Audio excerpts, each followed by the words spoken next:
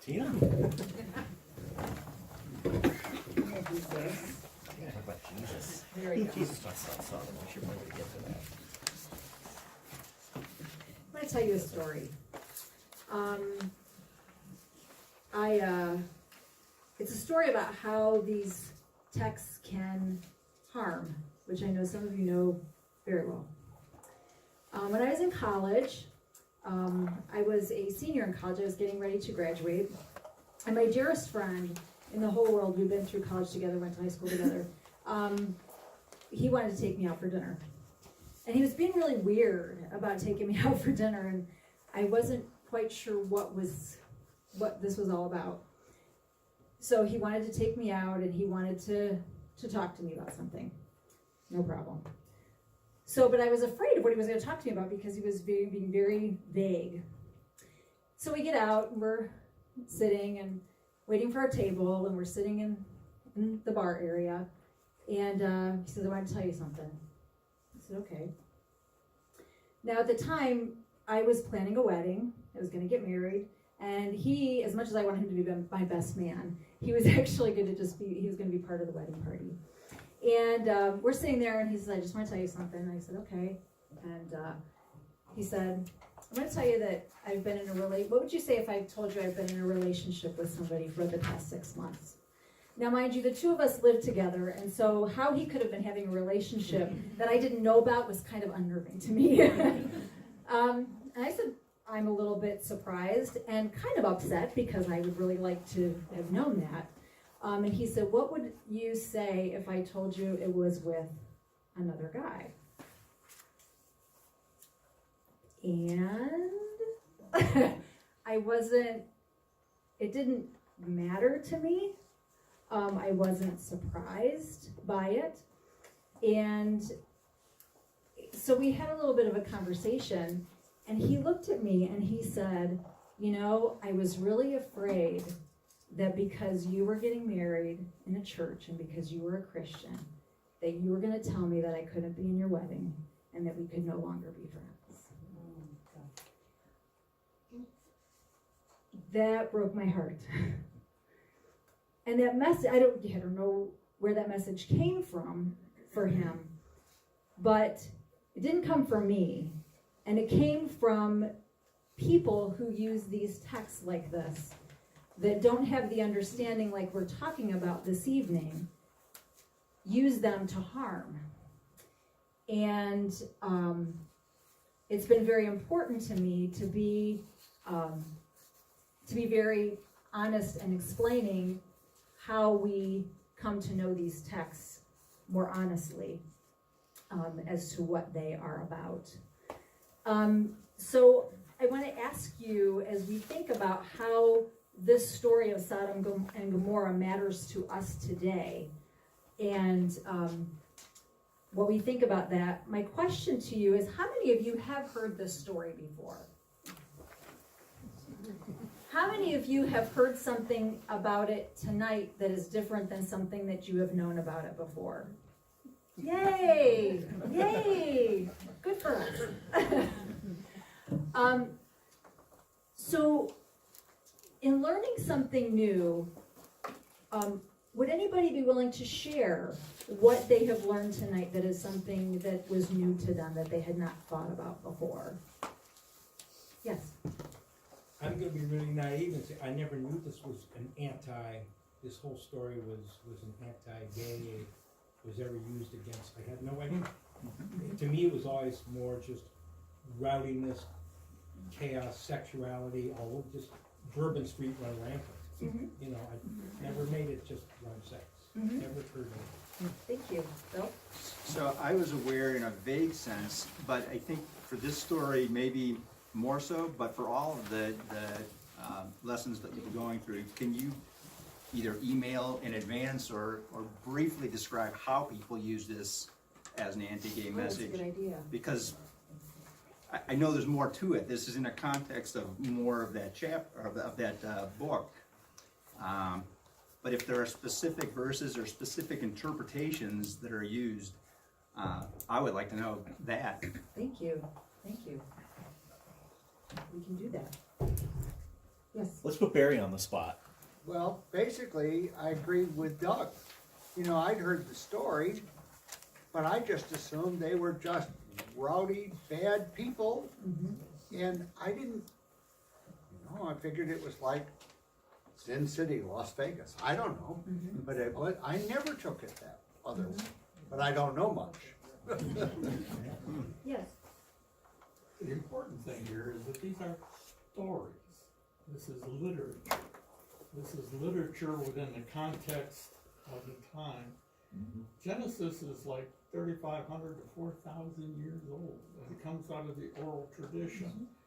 The story was probably written as oral history. It was probably repeated so that the people gathering around the campfires would relate to and understand what the intention was trying to do. The thing I would add, without getting into it later, you can't really take chapter 19 without 18.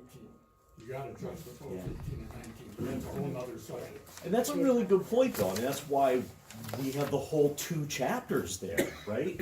That begins with, Sarah not being able to conceive, and ends with Lot impregnating his 2 daughters.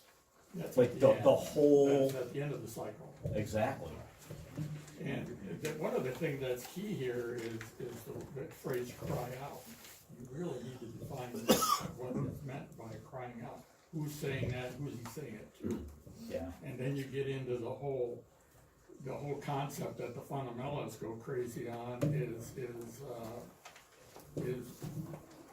taking literally what God is saying and what He's promising. And one of the things that you cannot do, or should not, in my opinion, should not. In fact, anybody that's read Spawn, Bishop Spawn, it makes a very strong point, is that when you take the Bible literally, as literal history, you get into real trouble with that. A lot of times when I'm feeling sadistic and malicious, I'll call a religious radio station, and I'll say to the producer, these are not video cameras. This is not word for word being taken. And I get on the air immediately when I say, because the producers love that. But anyway, that's a whole different. And that is true. There are people though that do take them literally, and so that's, we hear that. So there's a devastatingly handsome guy in the back row. I know, yes. Hello, everyone. I also am a UU minister who didn't study the Bible in seminary. I did a little bit though, the classes. My seminary required it. I actually have a comment about the 2 gentlemen who said they were unaware of having had this story being used as anti-gay rhetoric.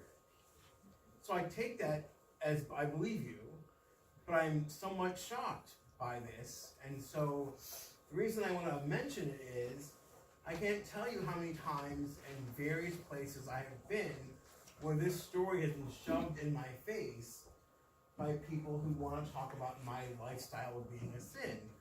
I guess I'm surprised that not everyone knows this, because it's happened so often in my lifetime. And in a way, I think this talks about, or speaks to, privilege of not being oppressed by being able to not, and I don't mean to detract from the gentleman who spoke up, but if it isn't rubbed in your face, you don't notice it. But for everyone in here who is any part of the BGLGQ spectrum, we've all heard the story, right? So I'm somewhat amazed that there are those who haven't. I don't know what to make of that, but I just wanted to mention that. And for me, the part of the story I hadn't really heard before was the common theme of the square. You go into the square, you sit in the square, and someone comes along and says, "Come to my house," right? That's beautiful. I didn't know that. That's never been lifted up before in the story to me at all, and I'm grateful for that. So one of the things that I find really interesting about, I think what makes these stories so timeless is that every time we hear them, as many times as we've heard them, we hear something new. And for me, the thing that was really standing out tonight was that there's a gate. And they came in through the gateway, and Lot was guarding the gateway. And that speaks to me of walls. There's no gate without a wall. And the wall being the thing that's so inhospitable. So, anyway, I don't know what that has to do with anything. JT, you had a question. I can remember hearing the story when I was a child. I don't really remember it being told in church services as an adult. So when I was a child, I don't think homosexuality was out there like it is today. So I'm wondering if this might be generational? Well, we can all kinds of great. So, actually, can we hear from Bree first? Because she's had her hand up for a long time, and then, okay. So I actually want to speak to something Joe said and what someone said about never having heard the story. I'm UU, but I grew up Pentecostal in CEC, and in day one of Hate the Sin, Not the Sinner Bible class, that is the first story they teach. Through that lens of being gay is wrong. And you're 37. Yeah. No, 39. I like you. And I'm 40 years older, so there's a difference.